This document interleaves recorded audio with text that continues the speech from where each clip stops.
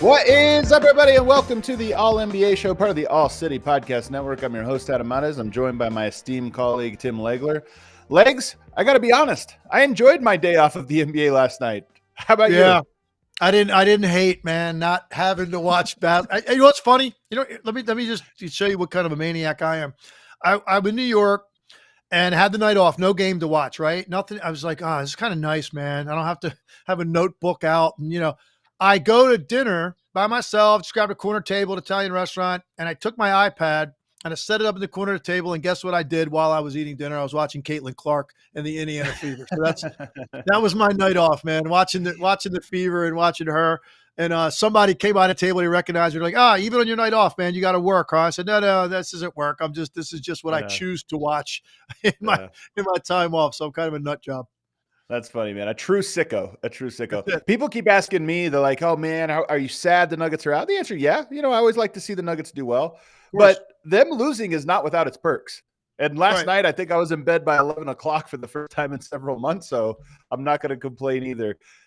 Today's show, guys, is brought to you by DraftKings Sportsbook. As always, stay tuned because later in the show, you'll hear more about DraftKings and all it has to offer. DraftKings, the crown is yours. So, Legs, we're going to break down the Eastern Conference. Yesterday, we did Western Conference, so if you missed that show, go back and check it out. Today, it's Eastern Conference, but we have to start by wrapping up what happened in the semifinals. And I'm just going to ask, why did the Pacers beat the Knicks last round? Ultimately, I think if I went to the top of the list, it would be because that series overall was played much more to the liking of the style of the Indiana Pacers. At the end of the day, you always look at a series and you say, which team is able to impose their style of play more on the other team? That's a big factor in series. And I thought Indiana, even the games they lost in this series, for the most part, were played to their liking, with the one exception, obviously, the blowout in the Garden. But even that, the Knicks were playing fast. That's what Indiana wants to do. The Knicks just hit them with an onslaught in that game, in Game 5. So I thought overall, as I'm watching these games, and I thought it was really actually a miracle that New York left New York up 2-0. I thought Indiana, it was almost like deflating that they didn't get one of those two games. But at the same time, if I was Rick Carlisle, I'm letting my team know, like, hey, listen, we're playing the style that we want to play, and we just didn't get one. We're going to turn this around. And so that's kind of where I felt confident about the Pacers throughout. Now, I didn't think they were going to win a Game 7 on the road. Typically, it's rare that I ever think a road team is going to win a Game 7 because it's just statistically, historically, one of the most difficult things in sports to do. But I will say, in recent times, Game 7 road teams have had more success than they've had in the past. And so it's more likely that a team can pull it off. And we just saw it twice on Sunday. And it's, I don't know how many times, I wonder, in history has it happened when there's only 2 Game 7s on a given day on a Sunday that both road teams won. I bet you that's pretty rare, but we just, and so I felt overall good about the Pacers, like the whole series, like they were playing the way they wanted to play. And eventually would the Knicks short rotation and just like, would it run out? Would all of this run out? And it finally did in an epic shooting performance. Like, I mean, obviously the greatest shooting performance in a playoff game in the history of this league. You had 3 role players for the Pacers in McConnell, Nembhard, and Nesmith go 18 for 22 from the field. In addition to how well their stars played. So it was just one of those games. Indiana was incredible offensively, and the Knicks just ran out of answers, man. and eventually all those injuries and guys being out and attrition and heavy minutes, all that caught up to them on a game in which Indiana looked fresh and they looked like we're used to doing this every day. It's a track meet every day for us. And eventually I thought the Knicks, they just could not keep up with that. And that's why Indiana won the series. Man, it's wild because that shooting performance was one of the best we've seen. And it happened, Legs, in a game 7 on the road. Those are two things that are not supposed to happen. Like you told me, as a great shooting performance, you think it's at home in game 1 or 2. So for it to happen in game 7 is unique. But I was wondering this as I was watching this playoffs. We've had, I think, 3 game 7s now, across the 2 rounds, and tons of blowouts. And I wonder if it is something about this era with the 3-point shooting and the variance and all the different things we have, that make the modern game what it is. I kind of wonder if this is going to become increasingly normal. 7-game series because the variance is so high and tons of blowouts, including that one where the last 3 games went back and forth every game, but none of them were close. The Nuggets Wolves series had one close game. It was game 7. Everything else was a blowout. Do you think there's something to that? Yeah. Yes. I think, yes, there's something to it in terms of like why I think teams get bigger leads. I also think, though, Adam, there's more instances than ever in the regular season of teams running down 20-point deficits. It happened because of the prevalence of the 3-point shot, but you didn't see that as much in the playoffs. Like you saw more teams get out, get leads. They hit a team with a barrage early, and it kind of stays that way for the most part. Obviously, Denver was an exception to that with the lead that they had in game 7. But I don't know if that's going to be a trend going forward or not. I do know, and I said this a second ago, you just go look at the last 5 years. There are more instances of teams winning huge road games, like whether it's a game 7 or that pivotal road game in the middle where you're about to be eliminated, you win a road game. There are more teams coming up big with road wins in big spots, including game 7s, than we've ever seen before. And I don't know what that's about. And that's what I was talking with somebody about yesterday. And I'm saying, do you think because of the scrutiny of these series and these players and how much more public reaction there is to stuff because of the prevalence of social media and the barrage that comes down on players when they have bad performances in big spots? Do you think that's partly the reason for that? Why now being at home in a big moment is more uncomfortable than it's ever been before? I don't know if that's true or not. Maybe that's always been the case, and it just was guys were able to overcome it, or the road situation was too much to overcome for road teams. They crumble under the weight of it in the past. I just feel more and more, you get into a game 7, I really feel like more than ever, it's like, okay, this is a coin toss tonight. I don't know who's about to win this game. And I used to feel so confident in a home team in a game 7, no matter what the circumstances were. Yeah. Another question that's along these same lines, though, because we're talking about parity game by game, really is what we're talking about here, where any given game a team has a chance to go off from 3. But there's been a different champion every year for the last 6 years now, and that will continue this year. And even that year, the Warriors year, was about a weird salary cap spike that allowed Kevin Durant to join them. Do you think that the era of dynasties is over? Do you think that we're going to just keep seeing this trend where it's incredibly hard to repeat, and three-peating seems almost out of the question because of the parity? No, I don't. I think you're going to see teams repeating. There's no question in my mind. Whatever. This has been a spurt here where it hasn't happened. You look at how close we may have been to it. A 20-point lead in a game 7 at home. Yeah. Okay. No, seriously, and then they're going to be favored in the Dallas series. And then they would have taken on whoever in the finals, whatever. But I mean, so this thing could easily still be alive if they just held a 20-point lead in a game 7. I think you're going to get situations where you've got the talent at the right age in their prime at the top of your roster with a style that allows you to stay competitive for several years in a row at a time. Denver would have been that team. It just didn't happen this year. But hey, what if Minnesota goes on this run and win a title? You don't think Minnesota would be absolutely looked at as a team that could repeat when you look at the age of Anthony Edwards, his ascension? Yeah, definitely.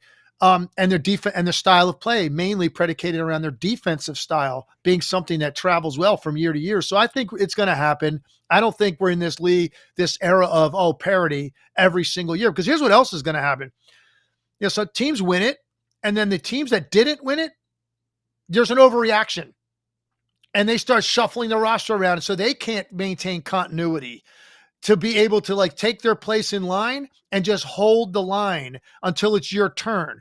Teams you see now, they don't win, and there's an overreaction, and they blow stuff up, and they trade guys, they move guys, and so the continuity year to year is not giving you the chance to do it. Right. So I think that's the other thing that lends itself to repeating and having teams win, maybe 3 in 5 years or 3 in 6 years. I think you're going to see more runs like that. It just right now, we're not going to see it this year for, you said, the 6th straight year, 7th. I don't know what it is. Yeah, 2018.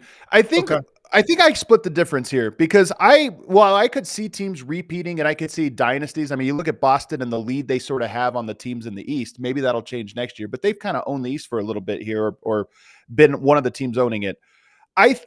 You might see a dynasty, but I don't think it'll be like the 2001 Lakers or the 2018 Warriors, where there's a team that's so clearly the target and everyone's chasing them. I think you'll see a team that's like, okay, they're in the mix for 5 years in a row, and maybe they pull out 2 or 3 of them in that span. But I don't think we'll have years where it just feels inevitable that nobody's challenging that team and it's theirs to lose and what have you. I think there's too much talent in the NBA, and I think that it's too hard. The CBA has made things too restrictive to just stack superstar talent. You're going to have to build smartly.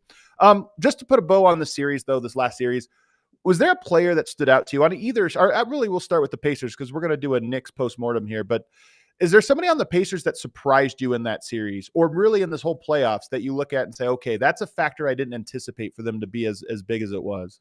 Without question, it's TJ McConnell, without any hesitation. And I liked TJ McConnell a lot in Philadelphia. I mean, I remember being around when he basically helped precipitate the number 1 pick in the draft being shipped out of town and Markelle Fultz. Now, that wasn't all TJ McConnell, but the fact that the reaction to TJ McConnell from the fan base was so dramatic. And I was in the building a number of times to see it. It was, I think that unnerved Markelle Fultz as he was trying to gain confidence and live up to being the number 1 pick. And he was overwhelmed by all of that in a city that's got very harsh media, harsh fan reaction. He was the wrong guy in the wrong spot to be the number 1 pick, and he lost confidence. And on top of it, you had this other guy, this 6-foot guy checking into the games with this great story and energizing the building.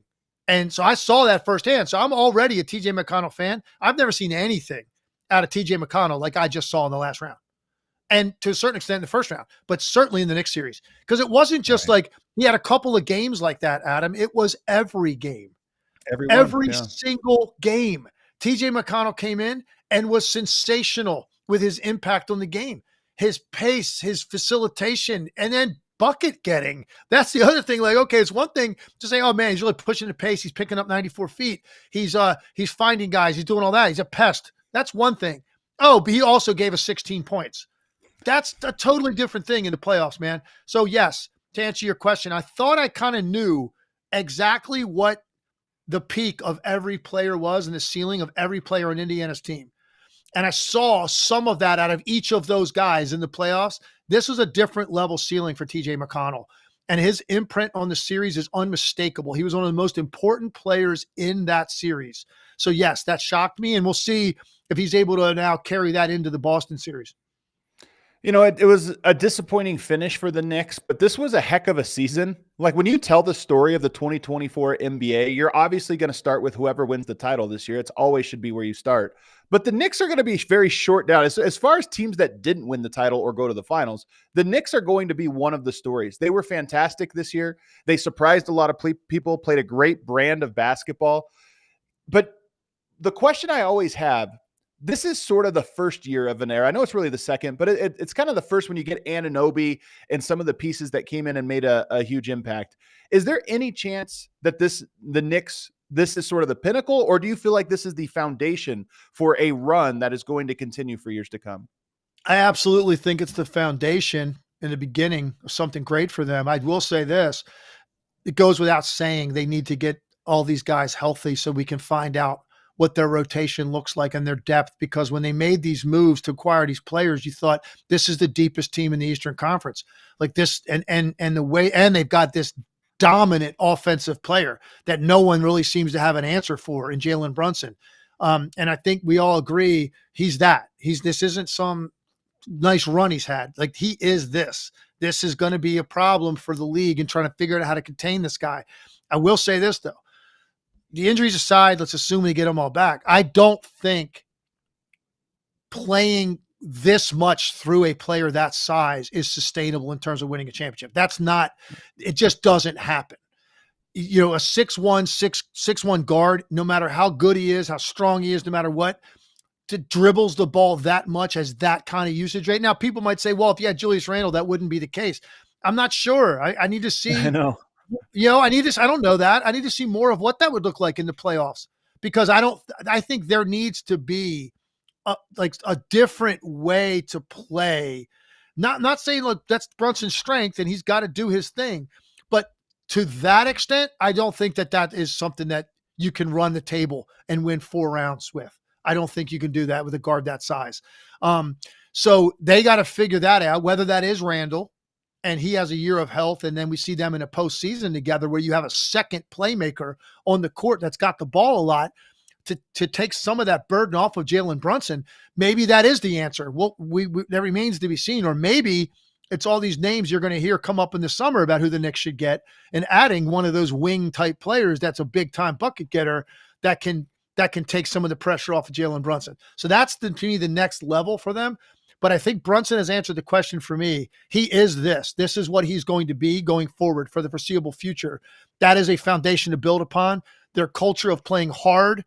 They've had some other guys, by the way, that I think I just talked about TJ McConnell, like breaking through a ceiling in this series, at least. You've had other guys break through a ceiling of what they are as NBA players. Dante DiVincenzo for at the top of the list. Dante DiVincenzo, I think his career high for a season was 11 points a game. He just averaged 16 in the regular season, and he averaged more than that in the postseason. He's third in the NBA in made threes. So you now have a different level guard off the ball. He's a great defender. He's athletic, and he's a big-time shot maker. You didn't know that. You didn't know that Hartenstein was as good as he is. So that's something else that they've discovered throughout all of this.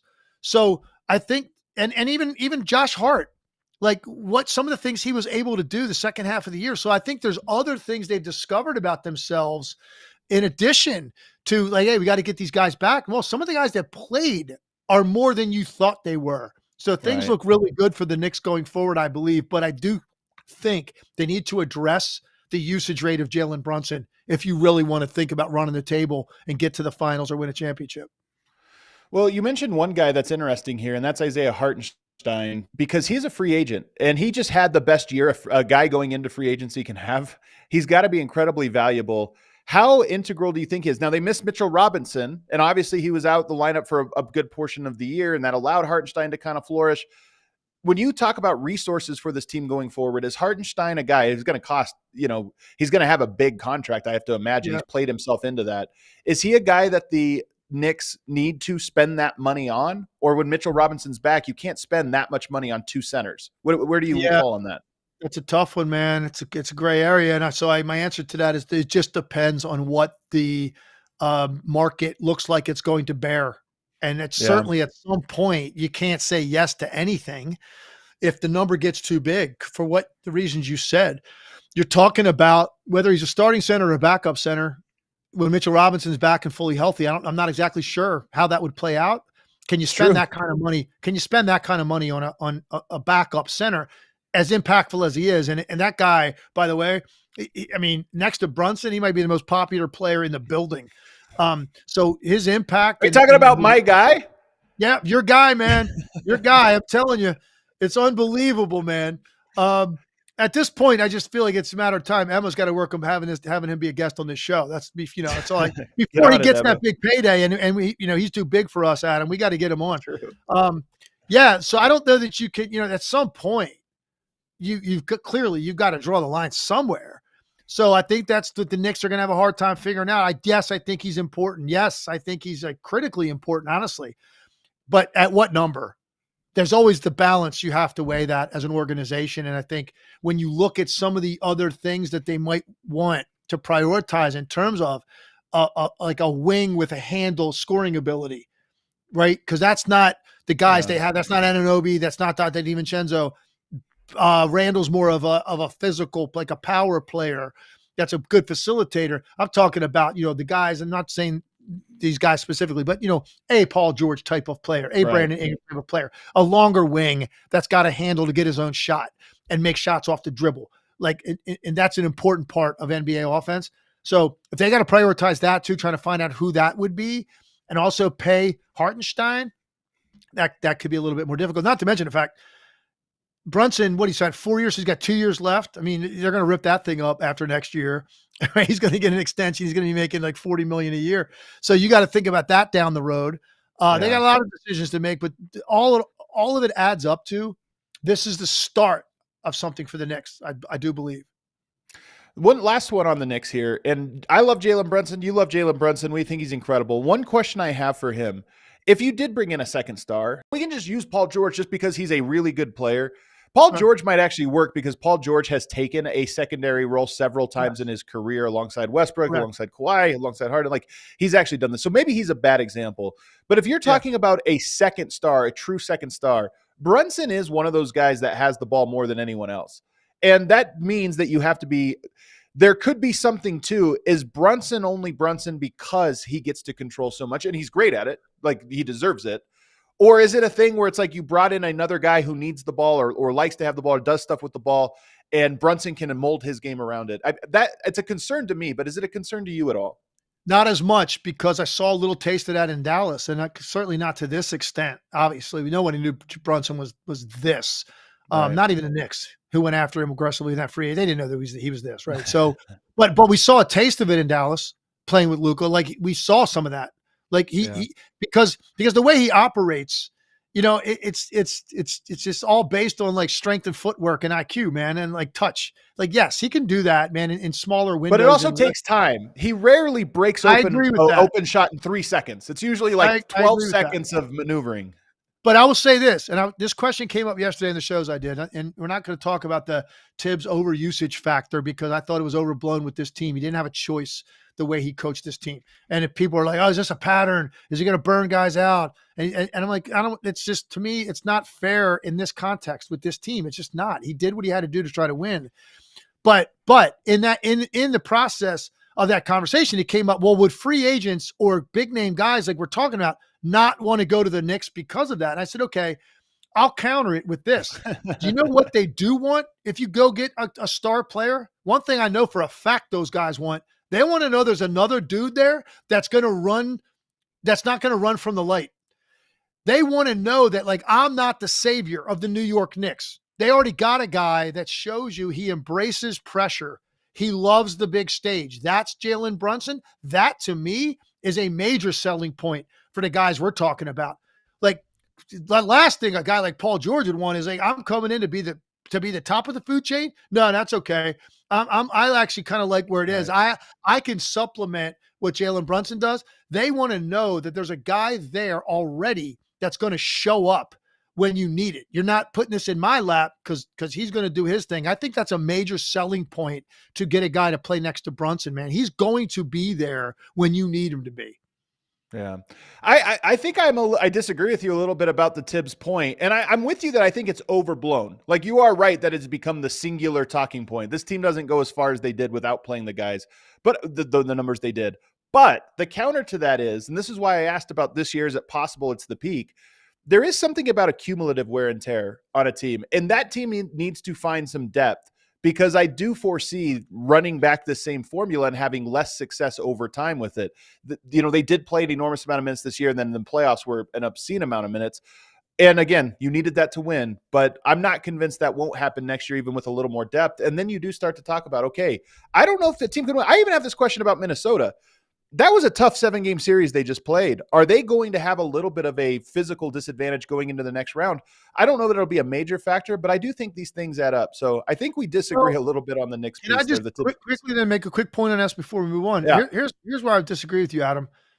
We're not talking about the guys that were out as like just like guys that filled out your rotation. These are major pieces. You're talking about Julius Randle, OG Anunoby, those are 3 starters. Mitchell Robinson. Those are 3 starters. 3 starters. Yeah. And Bogdanovich, who I think would have been a factor. That's true. That's a lot of guys. You're talking about 4 guys. Add them to the guys that were playing. I don't think Tibbs is running Josh Hart and Brunson into the ground if you've got 9, 10 guys that you know you can count on.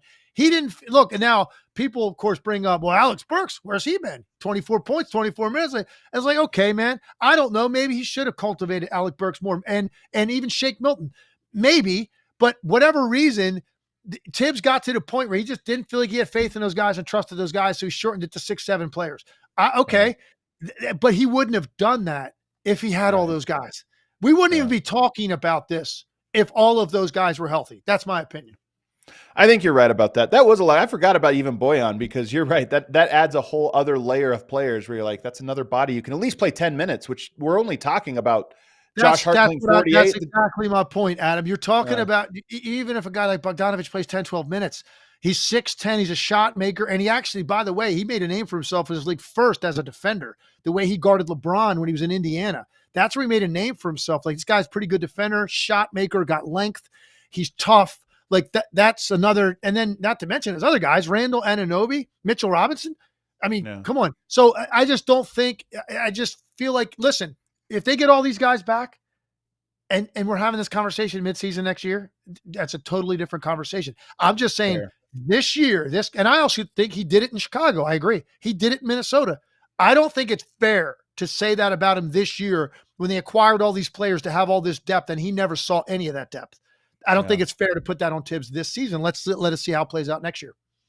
All right, let's take a break. On the other side, we got to get into the Eastern Conference Finals preview, and that is, of course, the Pacers and the Celtics. Do the Pacers have a chance? The books say no, but you know what? The books don't always know everything. They said no about the last round as well, and the Pacers surprised everybody. So can they do it again? We'll talk about that on the other side. But first, if you're looking for tickets for any of the playoffs, whether you are in Minnesota or Dallas or Indiana or New York, hop on the Game Time app and check out tickets. I was saying last round where people were buying tickets off of Game Time and traveling to Indiana because the tickets were cheaper than trying to buy them in New York. Maybe that's the case this year. You book a little flight, little hotel, and tickets on Game Time, and it's still better than trying to get inside Madison Square Garden if you're a Knicks fan.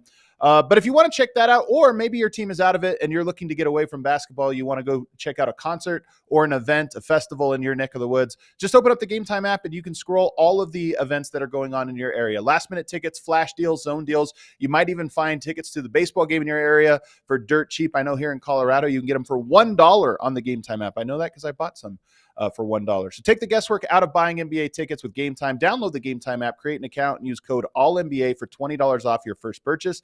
Terms apply. Again, create that account and redeem the code ALLNBA for $20 off.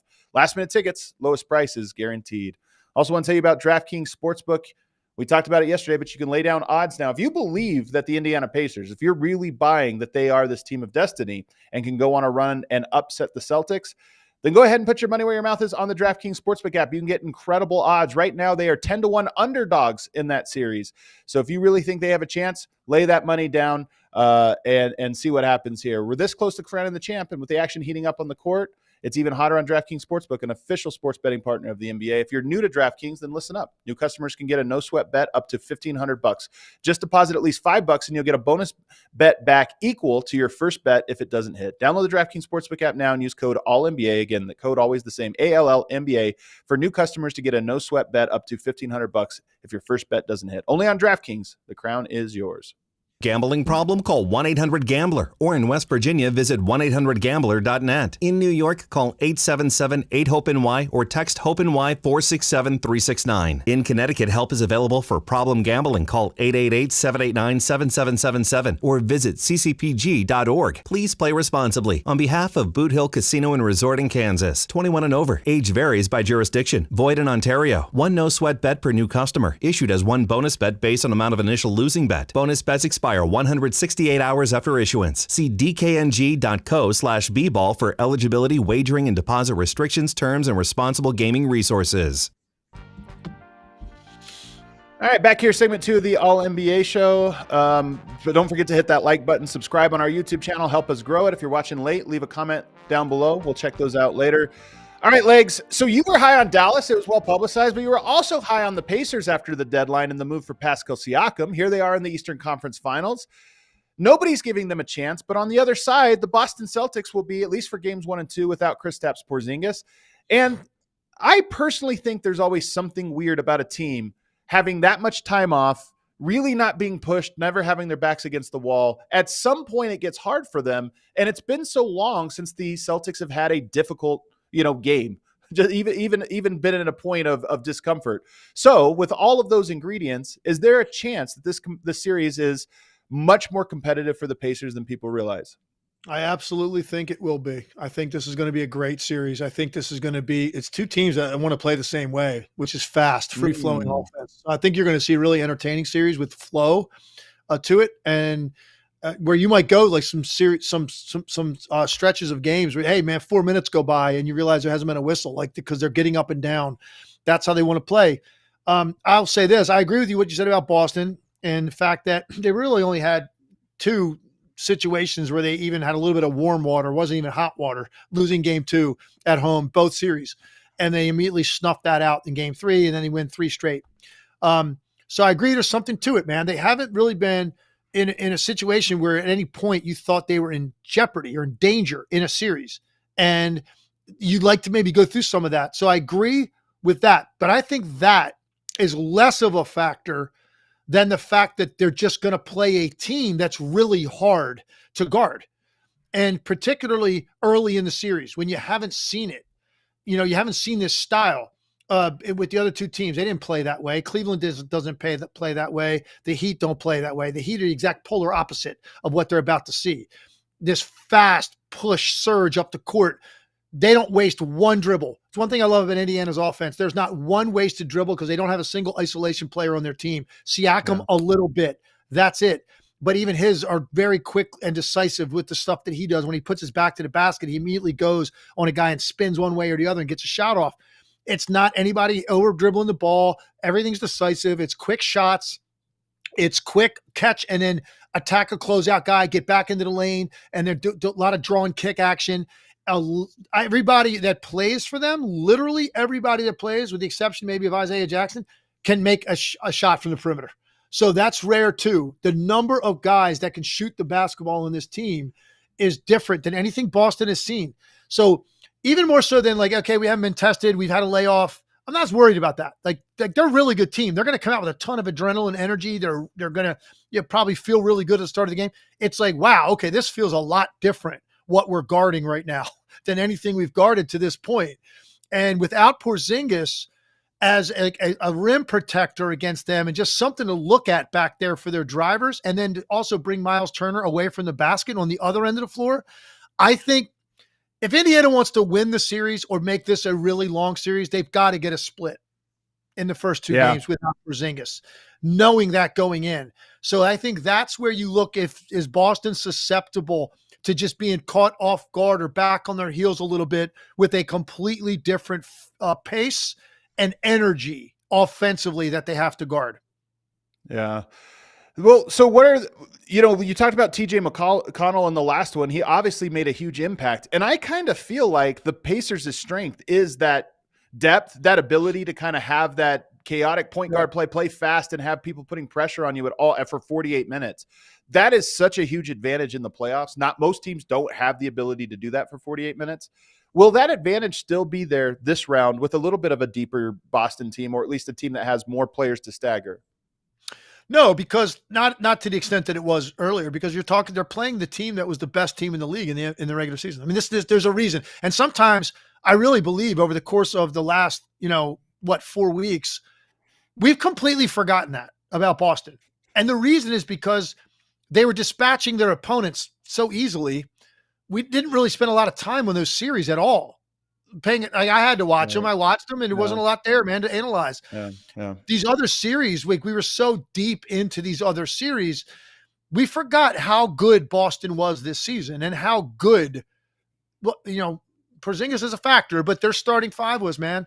And these guys that are so versatile offensively and defensively, that no, it won't be Indiana's depth like to where it's this stark contrast with the impact it's having as opposed to the team they're playing in this series. Because Boston has depth. Boston has guys that are going to come in the game and have an impact for them. So no, it won't be. But I don't know like how most people feel. I think people that think this is going to be just a railroad, like they're just going to steamroll these guys. I don't know why you would think that based on just watching the Pacers play every game. I think the Celtics are going to win the series. I think the Celtics will be in the NBA Finals. And this is not going to be easy. I don't know why anybody would think it would be easy, you know? Pacers are a good team, man. This is a really, really good offensive team. Okay. This team just shot 67% from the field in a game 7. Okay. And it's look, the Knicks contributed to it, but that's incredible to think that you could have that kind of shooting performance with that kind of pressure on the road against a physical defensive team. So this is a really good offensive team, something completely different than what Boston has seen to this point. And that's why I think it's going to be a good series, man. People that are Boston fans, anything short of the Indiana Pacers should just go to the league and actually just petition and not play the series and just submit. Yeah. Because they have no business playing the Boston. Like if the Celtics fans don't hear you say that to that extent, they just come at you. They attack you. Oh my God, you're insane. What are you talking about? Indiana Pacers are a good team, man. Like if you've watched them for the first 2 rounds, this is a team that can put up numbers.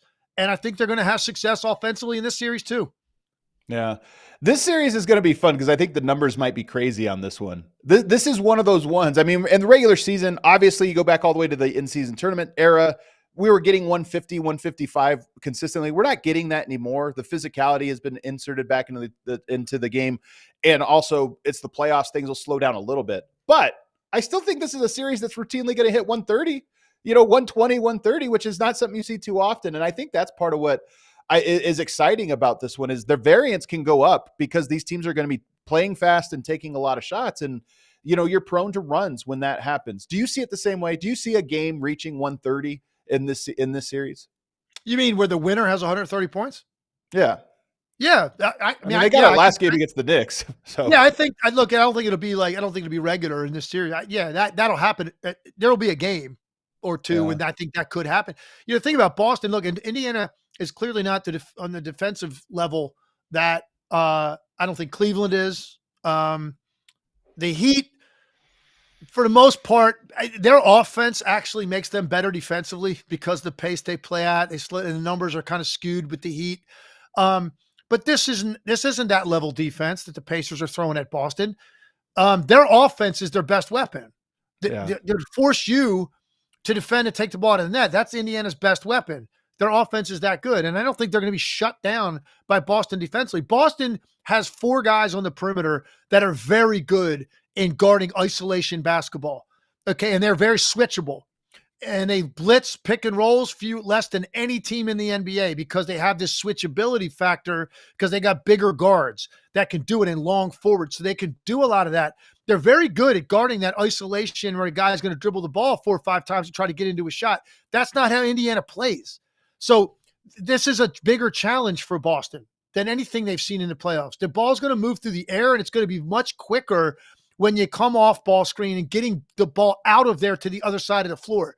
So it's a different challenge for Boston that makes Indiana harder to guard. And it ends up in the hands of a guy that's a capable shot maker. All of their guys that play. Even, Nesmith was 8 for 8 on Sunday. He's not a great shooter. But guys that can't shoot at all don't go 8 for 8 in a game 7, man. Nembhard was 6 for 8. That guy's a capable shooter. Ben Shepherd can shoot. McConnell can score. Siakam, Halliburton, these guys could put the ball in the basket. So I think, yes, there's a propensity where the numbers get up a little bit in this series, more so than we've seen, I think, in some of the other series. If we go to the Celtics side, who needs to have a strong series here? Is there any player in particular that you think really needs to step up in this round? Well, I think that Derek White's really important for them.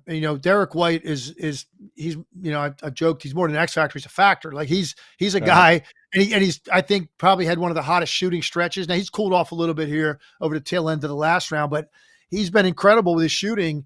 Gives them just another weapon, man. If Derek White is hurting you to that extent because you just cannot apply enough attention to him with what you have to commit to Tatum and Brown. You just can't do it. So somebody's going to be getting a little bit more loose coverage, and it's Derek White typically. And Drew Holiday, I don't even know that he's like got it in him anymore to like have those kind of nights, and they don't need it from him. Set the table and guard and be physical and be opportunistic with your scoring, but mainly it's the physicality defensively and wearing guys down. That's his main role. Derek White, they need scoring out of him. Like they need him to have nights like that. So I think I'm looking at him as a measuring stick for them and a barometer. When you're talking about Derek White a lot while the game's going on, the Celtics are in a great place because those other guys are going to, over the course of 48 minutes, they're going to do their thing. Derek White's offense can fluctuate. So the nights that he's got it going, they're just really hard, man, to have enough to be able to deal with what they bring at you offensively. And then the barrage of 3-point shooting, when that kicks in, that's when they bury you. But at the same time, if they hunt that shot too much, I think that they're doing you a favor. So they got to strike that balance as well. That's why it's a fascinating series. There's going to be an offensive-minded series. We're going to be talking much more about these teams' offenses than we are their defenses. If we do now, let's go to our DraftKings segment where we look at the lines here. This is presented by DraftKings. Use promo code ALLNBA. So they're heavy. The Celtics are heavy favorites. Minus 1,000 to win. The Pacers plus 700. So the books are not giving them much choice or much chance here. But if we look at the game, I think the games is actually most interesting. The best odds are on the Celtics to win in 4. And then the second best odds are on the Celtics to win in 5, plus 210 and plus 215 respectively. So basically the same. Do you see then their value in betting anything beyond that for this series to go a little bit longer? Because it sounds like you think this is a 6 or 7 game series as opposed to what the books say, which is 4 or 5. Yeah, I think most likely for me would be 6. That would be the number that I'd probably be most comfortable. I think anything less than that, I feel like you'd be discounting what you've seen out of Indiana. And you're so Boston centric and Boston focused on their team and their talent and the season they had. You're not really looking at Indiana because this isn't just something that's new. Go look at the second half of the season. Look at what Indiana has done. And I kept saying, I wish I had video of some of the meetings I was in for SportsCenter where we're talking about the East and whatever. And I'm saying, I think we probably should talk a little bit about Indiana. And nobody really wanted to do it because it's just not as interesting as those other storylines.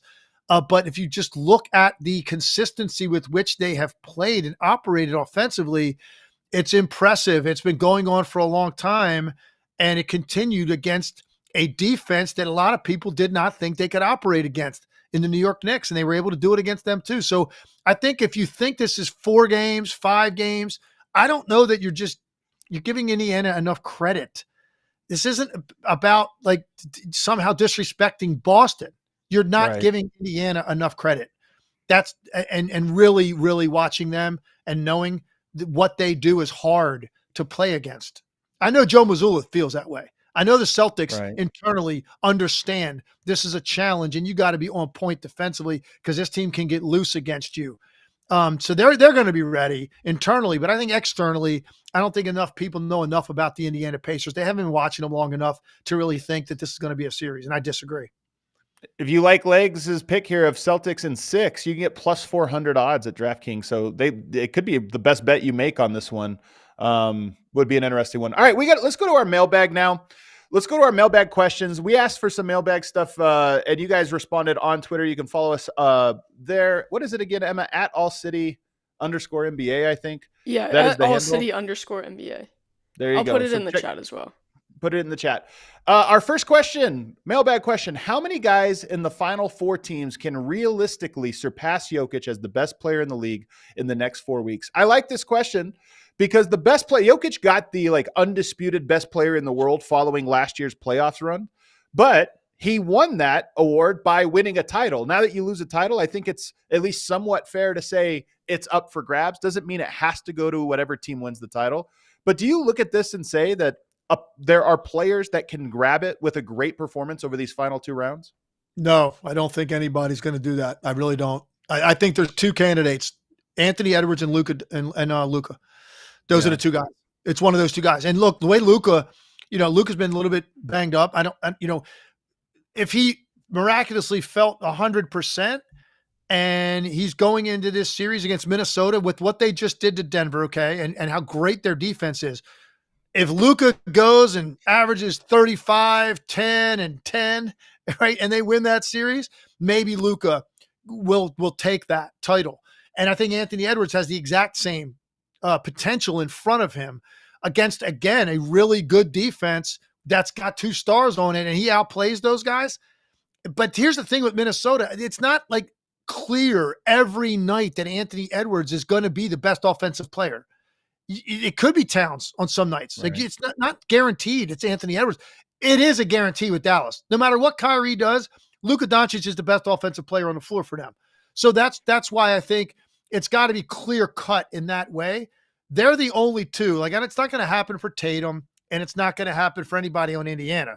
It's 2 guys, and I don't think when that series is over or the finals are over, that a lot of people are going to change their mind about that. I will say this. I don't think Luka has any shot because a lot of this is public perception. And Anthony Edwards right now has a lot of momentum that people want to jump on that. Yeah. And so if he does what I just said and he's great and he outplays those 2 stars, they win that series. He goes and they play the team that won 64 games in the regular season, and the Minnesota Timberwolves win that series and he outplays Jason Tatum. Anthony Edwards has a legitimate shot at it, but I just don't expect that to happen. So, but he could do that, Adam, because I think there's that much momentum behind him right now to ascend to the throne of top player in the league. That's what it would take. Go outplay Luka, Kyrie, and Jason Tatum, Jaylen Brown, and the best team in the NBA in the regular season. Maybe then, you could get it. I don't know that Luka or those other guys can, Tatum or Halliburton. You're right that this is a perception question. And I do agree with you that Anthony Edwards and Luka are the 2 guys to me that can get over that hump. With Anthony Edwards, he's so phenomenal. But as we mentioned, I think there's so much upside to him down the road that even if you win one this year, you'll still look and say, but he's going to become even better in the coming years. It would feel a little bit, maybe a little bit early because as you mentioned, that's a team. That's Minnesota Timberwolves win because of all the ways the different pieces contribute. But I think with Luka, I disagree with you in that, to me, if they win, even if he just plays at the level he's been playing, which to be honest has been good, but below his peak. We've seen Luka play better than he has in this playoffs. But if you just win with that, I think he ascends the throne because of all of the stuff that he does in the regular season, all the accolades, and then getting over the hump and winning a title. I just saw it with Jokic. People weren't really saying this. He was in the conversation, but people weren't believing that he was the top guy until he won. And the pendulum swung so far the other direction that it was like, it's not close. He's head and shoulders above everyone. I think similar things would happen with Luka if you win. Winning cures so many things. And if they get the win, I think that there'll be a real conversation for it. But as I would predict, I think that next year will be more like 2022, the year after Giannis won, and then he loses, and it was ambiguous. Who's the best player? Is it Embiid? Is it Jokic? Is it Giannis? Is it Steph still? Kevin Durant? I think it'll be like that, most likely going into next year, where there's an argument for who the best player in the league is. Number 2, mailbag question. Is there a path for the Nuggets to get back to the finals, knowing that KCP probably walks in the offseason? Also, is this loss the type of soul crusher loss that prevents a team from bouncing back mentally? What do you think about this one? First of all, can the Nuggets survive without KCP? I was getting asked about this question yesterday. Like, is this the end? Is that it? That's it. That's the end for the Nuggets. And I'm just going, they've got a guy that is generally regarded as the best player in the NBA. That's just won his 3rd MVP. That's still in his prime, very much in his prime. And by the way, even in a loss in Game 7 at home, it was a lot less about Jokic than it was about supporting role players, making shots to help them. And just a team that just closed the way that they did defensively. Jokic is going to give that team multiple opportunities going forward to be in the mix. Now, look, you can't just stand pat with what you have. They need to address their depth. And I don't know what happened with Peyton Watson, who looked like a guy that was emerging for them. And then they I don't know, something about the way he looked to them early in the playoffs. They decided they didn't have confidence in him anymore and they shelved him. He's got length. He's got ability. He's got talent. I don't know if that's just a temporary setback or what happens with him going forward. They need depth, man. They've got to be able to add pieces guys that can consistently contribute beyond what they have in Jokic and Murray, who, obviously was a little bit inconsistent in the playoffs as well. Porter had his best year, but then disappeared in this series. Like Aaron Gordon has been great for them in big spots, was super quiet in the game 7. So like there's questions about them that depth would help answer because there's more options, and they didn't have any other options. And I think that's what they have to address. But when you have a player this great, that's still in his prime, that, by the way, is not just a scorer. He checks every box in ways that make you better. Yeah, man, you're still in the mix. Yeah, obviously Minnesota's ascending, and you expect them now to be right there at the forefront next year going into the regular season. Oklahoma City's a super young team, had the 1 seed in the West. You expect them. Dallas is going to be, I think, right there in the mix. But to think Denver's now like excluded from that, that top tier category, it's crazy to me. Yes, they'll be able to run it back, and I don't think there's any carryover of that loss going into next season. Their issues are, we got to get better, man. We got to improve the fringes of our roster and have more guys that I could play 15, 20 minutes in an important game. Because I think Michael Malone looked down there and he didn't find enough guys that he could do that. Yeah. Denver's in a weird spot because with this new CBA, I think it's going to become increasingly rare for good teams to have 3 max contracts, because then you have almost no flexibility to fill out your roster. And Denver's in the unique case where they have 3 max contracts and 2 of them have never made an All-Star game.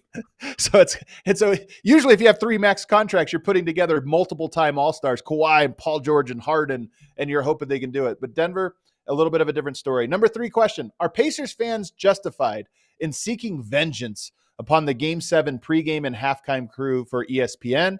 Even the typically great Breen, Burke, and JJ seemed unable to sheath their New York bias in this one. So they're asking you a question about some colleagues here. You're asking the wrong guy about this stuff, man. Well, I'll answer it for you. I'll answer this one for you, Legs. Here's the thing that I think small market teams have to realize, and I learned this from following Denver. Everybody, including the great Lisa Salters, who nobody can say is bad at her job. She does a great job. Even her last year in the run admitted that she had never really watched Jokic until the conference finals, and she was amazed by how good he was. And the reason is you're assigned things based on who has won and what the top story is. The Pacers were not the top story coming into this season. They weren't the top story halfway through the season. They have made themselves this top story through success. And if you continue to win, guess what? Next year, you're the top story, and that's how it works. And then everybody's there. So the Knicks were a top story this year. The Pacers were not, but they have done the work now to make themselves that, and it grows from there. So is it fair? It's not fair, but guess what? Life's not fair. That's how it works. And the only thing I'll say about that is, and obviously this is a network that I work for, and so whatever, I'm watching the covers like everybody else. The only thing I'm just gonna stick to my perspective, and hopefully everybody knows this about me. All I want to talk about is good basketball or bad, but it doesn't matter. I don't care what jersey you're wearing. I don't care what your name power is. I watch every team in the league, and I like talking about and breaking down what I think is good basketball. I don't control content. Sometimes I'll fight hard to have certain content put into shows I do or segments I do on the air because it's that important to me. But I also know that the people that make these kind of decisions in terms of coverage with that stuff, they're looking at data and numbers and viewership and all kinds of stuff that is like that I'm not concerned with. Because and if I had to be concerned with it, I don't think I'd like my job as much, because I'd be forced to be talking about things that I don't think are as worthy as this other team that's a small market team or a team nobody's paying attention to, that I really want to talk about the way this team's playing or this particular player that's not a household name and the impact he's having on winning. Fortunately, ESPN lets me do what I want to do. And I think I'm good at what I do. And I look at the whole league. And so just judge me based on what comes out of my mouth, and don't lump me in with anything that you watch, because I'm trying to bring something to my perspective every time I open my mouth that I think is hopefully different than anything you see out there. Harry M says, Legs is lying. Nobody watches Hornets. He's not lying. He said good basketball. He said good basketball. Let me clarify. Let me clarify. All right. Let me clarify. At the beginning of the year, I watch everybody.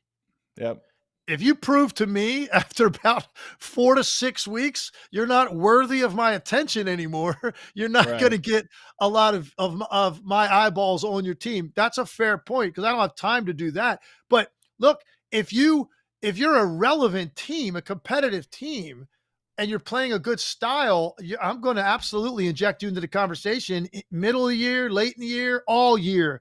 And that for me has been Indiana most of the season. They've played a really impressive style of basketball to me that I think is what I believe in basketball should look like.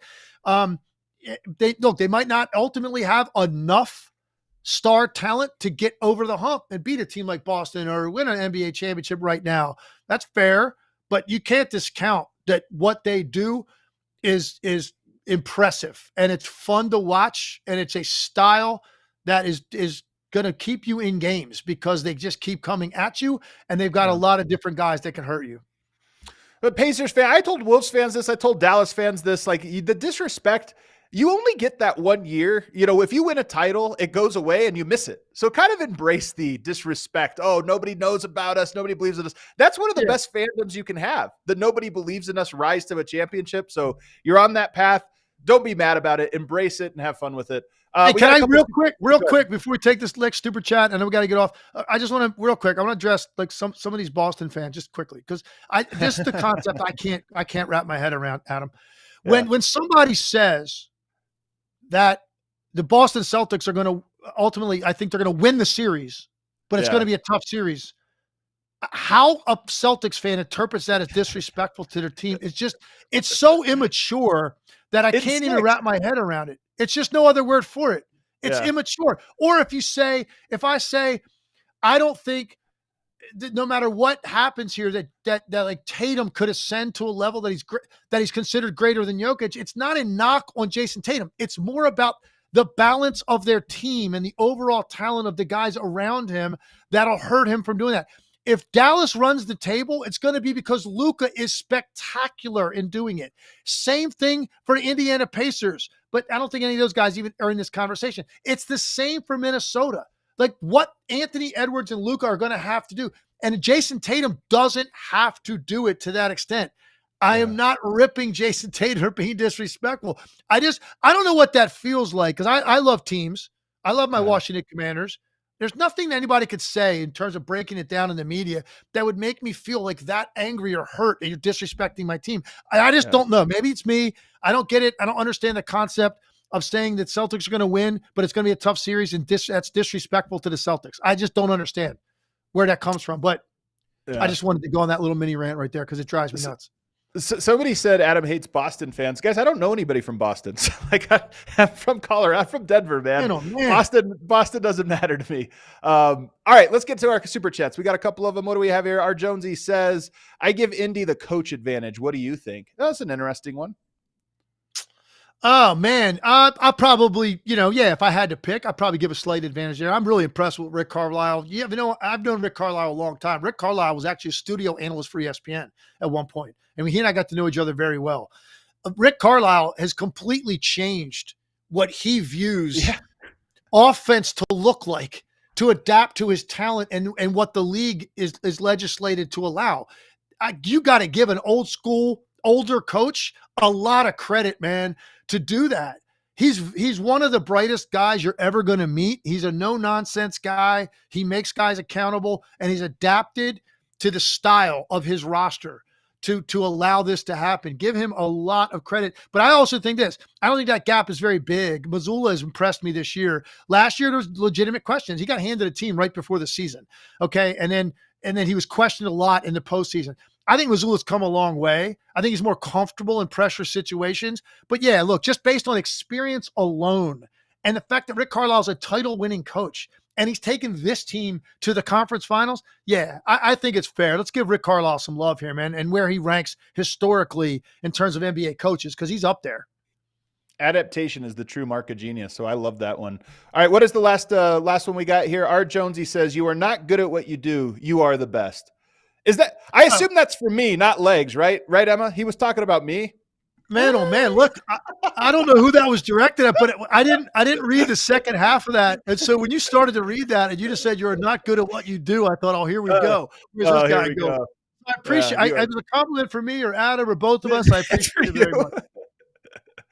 I joke with Emma. You can hit that outro music, Emma. I joke with Emma. I'm like, sometimes the comments on this, I feel like You know, when there's the celebrity supermodel that's dating the regular guy, that's sometimes how I feel reading the chat comments to this one. It's always cracked me up. But no, Legs is the best in the business, man. This was fun. We just previewed the conference finals on both sides, West and East. Should make for a great one. Thankfully, I enjoyed my day off last night, Legs, but I'm excited tonight to have some basketball. We're off tomorrow, but we will be back on Thursday recapping game one from both series. I know we're both excited for it. Everybody, thanks for joining us, and we'll see you on Thursday. Hit that like button for us on the way out. We'll see you then.